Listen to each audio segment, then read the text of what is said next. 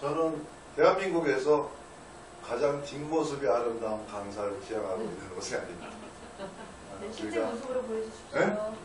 저는 안면에 자신이 없기 때문에 항상 뒷모습이 아름다운 사람. 우리가 부모가 되려고 할 적에도 뒷모습이 아름다운 부모가 되라고 하죠. 그래서 저도 강단에 쓰면서 가장 뒷모습이 아름다운 강사가 되리로 마음을 갖고 제가 가정경제협회 대표 강사를 일하고 있습니다. 여러분들 최근 2, 3년 동안 우리 그 서점에 가면은 가장 많이 읽히는 책들이 있는데 요즘에 2, 3년 전부터는 이런 힐링, 내려놓음, 좀 빠르게, 너무 빠르게 살아왔다. 천천히 걷자. 뭐 둘레길을 돌아보자. 이렇게 얘기하는데,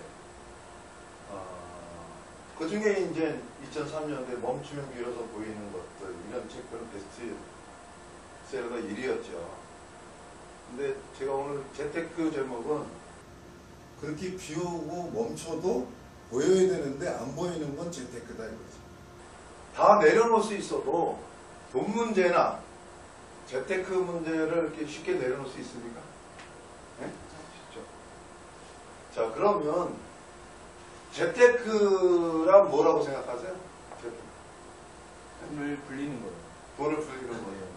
일반적으로 재테크라는 것은 소득이 있으면 그 들어온 소득을 잘 통제를 해서 세이빙을 하죠. 세이빙을 해서 시드머니를 잘 만들어서 재테크를 아주 잘 굴려요. 그리고 목적은 뭐예요? 부자가 되는 거죠. 이 부자가 될 때 우리가 재테크는 뭐예요? 돈이 돈을 번다 이런 생각들을 많이 하잖아요. 그래서 부자가 돼. 그러니까 부자가 되면 왜 좋은 거예요? 부자가 되면 왜 좋아? 본인이 할 수 있는 게 늘어나기 때문에. 되게 건전한 사고로 우리가 부자가 되는 걸 다른 말로 또 뭐라고 쓰냐면 경제적 자유를 얻는다고 해요. 경제적 자유라는 게 뭐예요? 저 인컴, 저 소득을 벌기 위한 노동을 하지 않아도 먹고 살만하다. 그걸 경제적 자유를 얻었다고 해요. 그러면 노동을 안 하고 먹고 사는 게 좋은 건가요? 좋은 건가요? 네. 즐거운 일이죠. 행복한 일이죠. 네? 그래서 우리가 꿈에 그리는 부자가 되자. 경제적 자유를 얻자고 하는데, 그리고 재테크의 목표는 거의 이렇게 이루어져 있어, 지금까지 배운 게. 그럼 우리가 얘기하는 부자의 기준이 뭐냐? 어느 정도 돼야 경제적 자유를 이루고, 우리나라 국민들이 얘기하는, 재테크에서 얘기하는 부자는 어느 정도 재산을 모았을 때 부자가 되는? 어느 정도면 부자라고 생각하세요? 본인은? 우리나라에서요? 본인은 얼마 벌면은 벌써 부자가 되기 계신 것 같아요. 100억이요. 100억이요. 잘 맞추셨습니다. 우리나라 사람은 100억 원 벌어야 부자라고도 생각합니다. 또 어느 갤럽 조사에서는 한 25억 정도로 통계도 나오고요. 근데 금융기관에서는 금융자산 한 10억 정도를 가진 사람들이 일반적으로 부자로 나와요. 근데 금융자산 10억을 가진 분들이 나머지 예산이 한 32억 평균 나와요. 그래서 우리나라 사람들은 한 42억 정도를 가지면 부자라고 또 일반적으로 통계하는 쪽에서 여러 가지 나오는데 100억도 나오고 20억도 나오는데 우리나라 사람들은 평균적으로 42억 정도 가지면 부자다. 그리고 42억 정도만 되면 경제적 자유를 얻을 수 있다라고 얘기해요. 그런데 지금 42억을 가질 수 있는 수준의 부자들 우리나라에 몇 %일 것 같아요? 0.3%입니다. 그러니까 우리가 양극화라고 해서 42억 이상 가진 사람들이 0.3%밖에 되지 않아요. 그러니까 사람들이 재테크 때문에 부자가 되자고 열심히 했는데 0.3%가 안 된 사람들이 이게 양극화 정도가 아니라 이런 심정이에요. 피라미드 입장이라 앞쪽을 거꾸로 세워놓은 입장이라는 거예요. 극소수의 사람만 위너가 되고 나머지들은 중산층은 없다. 마음적으로 우리는 루저다 이거예요. 그래서 부자 신도로 우리나라 사람들은 이 재테크 열풍이 불면서 부자병이 걸렸다는 거예요. 부자가 안 된 사람 다 루저다 이거예요. 또 우리나라 국민의 대다수 99.7%가 루저란 말이에요. 그러니까 내가 부자가 안 됐어. 그럼 대표적으로 우리나라는 상대적 박탈감이 되게 강한 지금 심리적 입장에 있다. 그리고 또 하나 뭐야? 만성적인 돈에 대한 불안감이고. 그러다 보니까 어떻게 해요? 재무적 무력감이죠. 무력감이 되게 무서운 거죠. 아무것도 할 필요가 없다. 그러니까 나와버리는 거죠. 이런 걸 통칭해서 동복정 중흥이라고 합니다. 그러면 여러분들이 신개념의 재테크의 목적을 좀 바꾸셔야 된다는 거예요. 이제 막연히 42억, 0.3%만 민어가 되는 42억 부자가 되자. 또 그걸 통해서 경제적 자유를 얻자.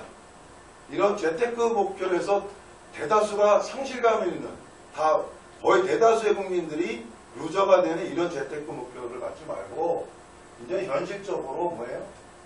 동복정에서 탈출하는 거로 재테크의 목표를 바꾸셔야 된다.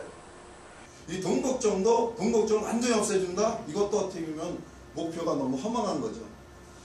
그러니까 과도한 동복정에서 탈출해야 된다는 거예요. 우리가 지금 객관적으로 볼 때 돈에 대한 걱정할 게 10가지다. 그럼 10가지만 걱정하면 돼요. 근데 지금 우리나라 국민은 어때요? 아까 저런 동복정 중후군에 있기 때문에 100개, 1000개, 10,000개로 생각을 해요. 자기가 걱정할 수 있는 건 10개밖에 되지 않는데. 그래서 앞으로 재테크의 목표는 이런 극소수의 사람만 이룰 수 있는 저런 목표가 아니라 일반 서민들도 가질 수 있는 과도한 동복정에서 탈출하는 방법을 재테크 목표로 다시 설정하셔야 된다. 자, 그럼 우리나라 국민들의 동복정의 원인이 된 핵심이 뭐냐? 여러 가지 이유도 있겠지만은 우리나라가 세계 1등 하는 것들이 되게 많아요. 자살률 1위, 교통사고 1위. 근데 꼴찌하는 게 있어요. 뭔지 아세요? 세계 꼴찌하는 게 있어요. 출산율하고 저출률 세계 꼴찌입니다. 세계 꼴찌예요. 실질적으로 요새 보면은 평균 한 4.3%입니다. 우리나라 그 저출률이. OECD 꼴찌예요. 그 우리나라 사람들이 이렇게 저축을 안 해왔느냐? 그렇지 않죠. IMF 직전에는 거의 세계적인 수준이었어요. 심지어는 IMF 직전에는 29% 국민 전체 평균 저축률이. 평균 이쪽에는 한 23.7% 정도였어요. 근데 여기도 여러분도 그래프 보다시피 우리나라는 경제를 볼 때 IMF 이전과 이후로 나눠진다. IMF 이전에는 저축률이 이렇게 높았기 때문에 우리나라 중산층이 대단히 많았어요. 그래서 본인도 다 대다수가 나는 중산층이라 대답을 했어요. 근데 IMF 당하면서 어떻게 됐어요? 이때 문제 일으킨 건 누구죠? 기업들이죠. 평균 부채율 400%가 넘었죠. 과잉 투자를 해서. 그 외부로부터 온 충격도 아니었고. 그래서 IMF 이후 때 국민들이 그동안에 많이 쌓아놨던 이 부가 소비 활성화를 통해서 경제를 살리자. 그래서 대표적으로 쓴 게 뭡니까? 가계 신용을 막 늘려줍니다. 카드 발급은 뭐 대학생들 소득도 없는 사람한테는 막 길거리에서 막 발급해주고. 그래서 IMF를 일찍 벗어났죠. 근무오기 운동하고. 그래서 실질적으로 어떻게 됐어요? 기업들이 갖고 있는 부채가 국민들의 저축 옛날에 단단히 해놨던 것이 어떻게 됐어요? 부의 전이 현상이 결과적으로 일어났죠. 그러다 2008년대 금융위기가 보니까 어때요? 이때는 뭐예요? 저축이 안에는 일반 국민들이 그대로 맞은 거죠. 그래서 2008년 이후에는 어떻게 됐어요? 저축률도 저축률이면 가계 부채 1000조를 넘어섰죠. 근데 지금 우리나라 기업들은 어때요? 세계적으로 단단합니다. 왜냐하면 기업들 저축률이 엄청나게 이후에 좋아졌어요. 그러다 보니까 지금 여러분들 보세요. 우리나라 가구당 저축액이 평균 31만 원이에요. 20대는 15만 원.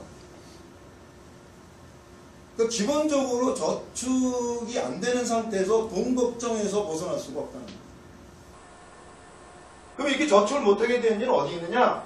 이건 개인의 문제만 있는 건 아니에요. 조금 아까 말씀드렸죠. 사회 구조적인 문제도 대단히 많았다. IMF 이전에 우리나라 사람들은 저축을 그렇게 많이 했던 사람이에요. 근데 그렇게 확 바뀌게 된 거는 한 개개인의 문제일까요? 그렇지도 않아요. 자, 그렇지만 이런 상황에서 지금 우리들이 느끼고 있는 건 이거죠. 적게 먹는 것도 아닌데 도대체 저축할 여력이 없어요. 지금 작년 2014년도 우리나라 1인당 GDP가 얼마예요? 28,000달러예요. 올해는 이제 3만 달러 넘는다고 해요. IMF 이전에는 2만 달러 정도밖에 안 됐는데 어떻게 됐어요? 저축률이 높았어요. 지금 거의 올해 3만 달러 찍는다고 우리나라 국민들 저축 많이 될까요? 돈 걱정에서 벗어날까요? 그러니까 박근혜 대통령이 얼마 전에 얘기했죠. 3만 달러가 4만 달러로 지향하죠. 그 우리나라 국민이 이제 3만 달러 되고 4만 달러 되고 5만 달러 되는 게 중요하지 않죠. 저축하는 게 없는데 일반 서민들은.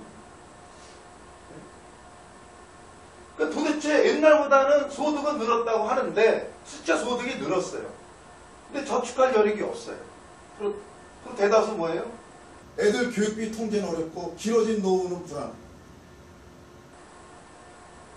신문이나 방송, 금융기관에서 계속 100세 시대를 대비하라고 해놓고 대안제시는 거 같지 않지. 우리나라 사람들의 돈 걱정의 문제 핵심 아닌가요? 어떻게 생각하세요?